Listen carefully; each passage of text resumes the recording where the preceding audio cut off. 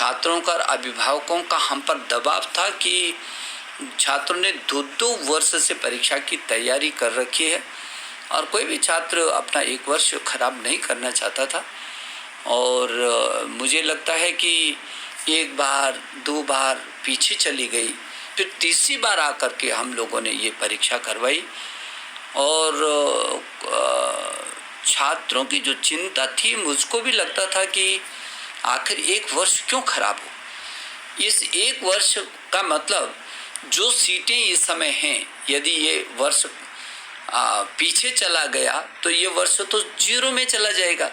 तो इस वर्ष की जो सीटें हैं, चाहे वो IIT के हैं, चाहे विभिन्न उच्च संस्थानों की हैं, तो वो सीटें तो इस वर्ष की वैसे ही चली जाएंगी, खाली होंगे। अगले वर्ष की सीट तो यही रहेंगी, डबल तो वो नहीं जाएंगे और संख्या डबल होगी। 30 लाख है तो 60 लाख बच्चों को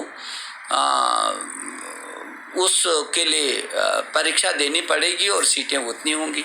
तो सब की छात्रों की जो चिंता थी वो भी सही है कि जो यदि इस वर्ष में हमारा कंपटीशन में हम नहीं निकल पाएंगे तो अगले वर्ष उतनी बड़ी दुगना संख्या में कैसे निकल पाएंगे और फिर 1 वर्ष खराब होगा। मुझे खुशी है कि छात्रों ने बहुत उत्सुकता दिखाई है और राज्यों के मैंने शिक्षा मंत्री गण से भी बात की और माननीय मुख्यमंत्री गण से भी बात की। मुझे ये भी खुशी है कि सब लोगों ने अपने अपने प्रदेश के अधिकांश, माननीय मुख्यमंत्री ने अपने अपने प्रदेश के बच्चों की पूरी व्यवस्था भी की है और उनको पूरी मदद की है। और आज अभिभावक बहुत खुश है। छात्रों को पहले डर लगता था, आपने देखा होगा कि आज ये 30वां दिन हो गया और जो छात्र पहले डर रहे थे, जब वो परीक्षा कक्ष से बाहर निकले तो उन्होंने बहुत खुशी जाहिर की कि जो पहले हम डर रहे थे, यहाँ आकर के हमको लगा कि नहीं, बहुत सुरक्षित और व्यवस्थित है और छात्र बहुत अच्छे तरीके से परीक्षा दे रहे हैं। मुझे इस बात की खुशी है और संतोष भी है और अभिभावक भी बहुत खुश हैं। आपको तो मालूम है कि सुप्रीम कोर्ट ने भी, जब कुछ लोग इस बात को लेकर के सुप्रीम कोर्ट में गए थे, तो माननीय सर्वोच्च न्यायालय ने जो रिट याचिका थी और उसके बारे में बहुत ही स्पष्ट कहा था कि हम पाते हैं कि नीट UG 2020 के साथ साथ JEE मेन अप्रैल 2020 से संबंधित प्रश्न में परीक्षा को स्थगित करने के लिए की गई प्रार्थना में कोई औचित्य नहीं है। सुप्रीम कोर्ट ने टोटली खारिज कर दिया था।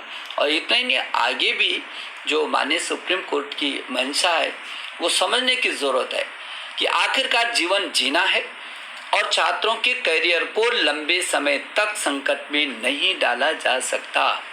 हम लोगों ने पहले क्या तारीख थी, 5 अप्रैल से 11 अप्रैल होना था, फिर अप्रैल के बाद उसको मई, जून और जुलाई तक कर दिया। 18 से 23 जुलाई को होना था, फिर दोबारा, और फिर तब भी संभव नहीं हुआ तो फिर पीछे करके अब 1 सितंबर से 6 सितंबर तक JEE की परीक्षा हम करवा रहे हैं।